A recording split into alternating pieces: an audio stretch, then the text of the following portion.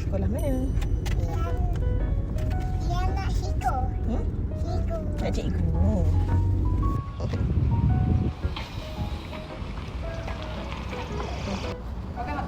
Bye, ya, bye-bye. Okey. Okay, sana. Okey, habis kat mama. Bye. Heavy, can you hear the bass boom? I'm ready, I'm done. Dah, pandai. Tengok cantik tak? Tunjuk kawan Tia. Tengok kat Tia punya. Okey.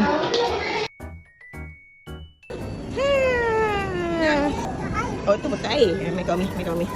Seronok ke? Dia main kawan. Nak sekolah lagi ke? Tak nak. Esok pula. Okey? Bye-bye. Ni apa ni?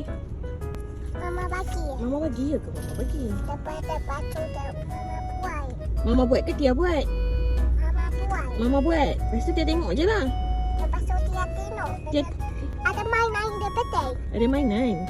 Dia main the fire. Dia main fire? Betul. Betul ada kawan tak? Tak. Tak ada kawan. Betul tak? Ada kawan ke tak ada? Ada. Ada. Betul Tia main kawan tak? Betul. Betul. Betul main kawan dia. Seronok tak? Seronok. Seronok sekolah? Seronok. Sekolah nak esok? Tak nak. Ha? Tak nak sekolah? Nak sekolah tak esok? Tak nak. Tak nak sekolah mama dah? Tak nak. Kata nak main kawan? Tak nak. Nak main kawan? Tak nak. Masuk tak? Betul ni? Tak nak sudah? Dia tak makan lah. Tak. Mama cakap tak nak sudah. Lepas tu? Adik buat apa kat sekolah? Dia ada main ke kakak. Adik main kakak.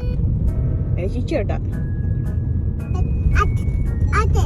Ada teacher? Betul. Lagi? Adik buat apa dekat sekolah? Apa kita betul main the Rockies over. Dan Mama bagi the Rockies dia dah tak awal betul. Cantik tak? Cantik. Dia pandai buat? Betul ni?